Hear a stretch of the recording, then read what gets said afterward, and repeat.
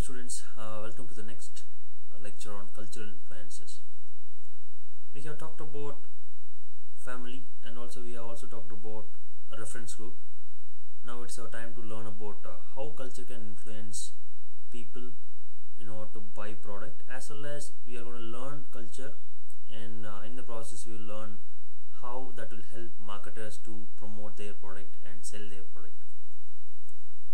We have talked much about Indian culture in our class itself, so I'm going to skip this slide and then I want to talk about the theoretical aspect so that we can complete that topic easily. So what is culture? Culture are the total sum of your belief, values and customs that will certainly direct any person in a society, and it will guide them how to behave in a society. So when I talk about culture, culture has three aspects. One is belief, values and customs. And belief are things that you normally do not believe in, or it is kind of a questionable statement. For example, whether you believe in God or not, and whether you believe in caste system or not. So it is a kind of belief. So you cannot have any arguments over it. Even if you have any arguments, you will not get any fruitful outcome of it. And those are really mental pictures, and also those are verbal statements, but it is not of very clear picture. You cannot get any clear picture out of it. If you take values, and values are something like beliefs, but it has a different opinion in case of beliefs. One is they are relatively few in number. Your values are really few in number, and they serve you to behave appropriately, and also it will not be changed by you, and it is difficult to change that value system, and they are not tied to any specific objects or situation, so it cannot be changed by any person, or it can also not be changed by any unforeseen circumstances, and it is accepted by most of the members in the society. So what do you mean by value? So value is the way that you live your life, and in this case you have your own value system. So for example, if you take Brahmins, they will have their own value system. They wake up in the morning, they pray to God, and that cannot be changed by anything, and also it is being held by only few members. But if you say belief, and they may believe in God, they may not believe in God, so that is actually called as belief. But values are the way that you live, and customs are things that you normally have, and it is a behavior that you will exhibit, and also it is a behavior that you exhibit in the specific situations, and normally it will be acceptable and it will be approved by people, and that is actually called as customs. And in case of marriages, many different caste system has their own marriage patterns, and it will be acceptable by those people and who are there in the caste system, and it will be appropriate for them. So that is called as customs. And next we are going to see about why culture is there, and also we are going to see what are the different levels of culture. Before getting into the why part, we will see the levels. One is called as supranational level. It is widespread across the boundaries, and one is called as your Western culture and Eastern culture. People in the West have their own culture, and East they have their own culture. So that is called as supranational level. So we can divide the entire globe into two cultural parts. One is your Western culture and Eastern culture. So Western people are really modern in nature, and also it is been believed that they have more technological advancement, but nowadays it is far more closer. And also Thomas Friedman told in his book The World is Flat, and culture do not have boundaries, it can spread across anywhere. Even Western culture is coming into Eastern culture. But in general, if you say supranational level, a culture that is being spread in more than one country. National level culture, and it is for India or else for US, they will have their own culture. For India, if you say All the girls who get married, especially Hindus, they will have a sindoor, and that is called as a national level culture. And also, if you see the same in other countries, if it is been followed by any other eastern parts of the world, and that will become a supranational level. But if it says, if you see anything that is within the country, and that is called as a national level culture. Group level culture is far more like your caste system, or else it is like any culture that is spread across a group of people, and whatever they exhibit as a culture, that is called as group level culture. That you can normally see. Pub culture is a kind of group culture. They only share that pub culture. Many people are out of place. Now you can compare people who are into pop culture, people who are into pub culture, are different groups, and they are having their own culture, and that is called as group level culture. And why we need culture, and what is it going to give for marketers?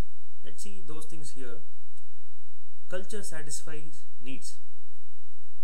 The way that you dress up, the way you have your food, and also it is not the way that you dress up or the way that you eat food, but actually what you eat and what you dress also based on your culture. For example, see, Indian men's were actually wearing dhotis earlier. Nowadays they are wearing shorts, and for marriages they had their traditional dresses earlier. Nowadays it is being changed. Everyone is getting westernized.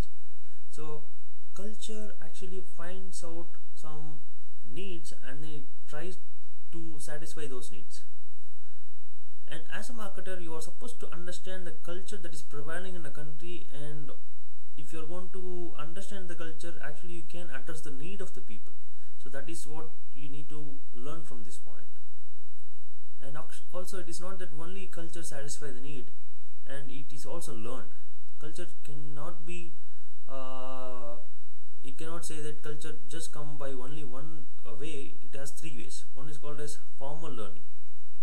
That is your mother or father teaching you how to behave, and also your friends and family, maybe the people who are the higher level of age, teach kids, and that is called as formal learning.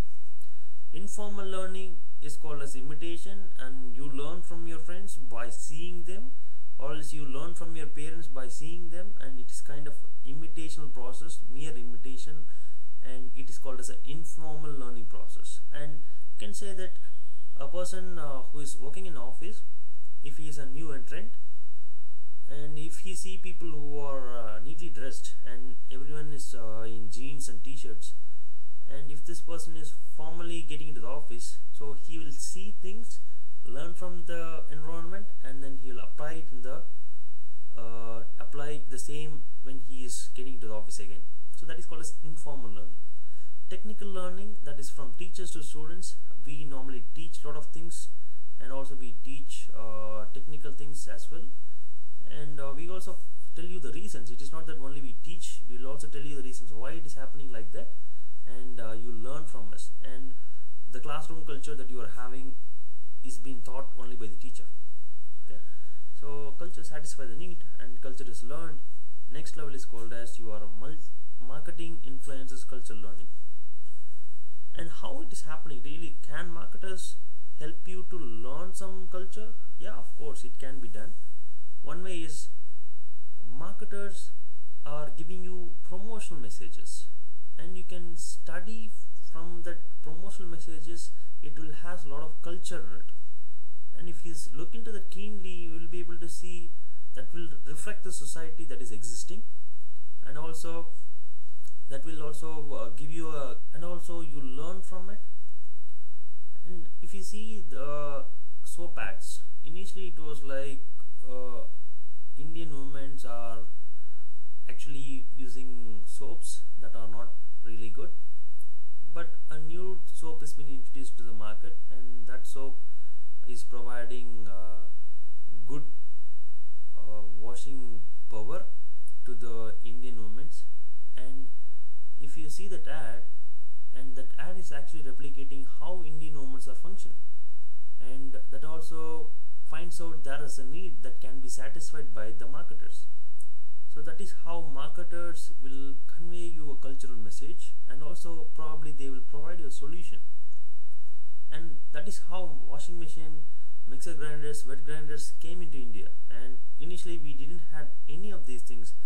Women's were working really hard, but nowadays they are empowered by a lot of machineries and equipments. So what you called as the next level called as enculturation, acculturation. Enculturation is that you learn a new culture, and that is you learn Western culture and imbibe into your Indian cultural system. That's called as enculturation. Acculturation is you learn your own culture. That is called as acculturation. And it is not that culture only have all these things. It is also having languages, symbols, and if any person is going to talk in your own language, you will have a lot of affinity. And if you do not have a person who is not talking in your own language, you feel like a person in an island, and you do not have that compatibility in talking to him. So languages play a major role. Languages help in transforming message from one person to other person, and also your symbols. So Egyptian literature has its own symbols, and Indian languages has its own symbol. Even Tamil has its own symbols. So symbols play a major role, and you need to see through that it is being used correctly when you are giving some messages to the audience or else to the customers.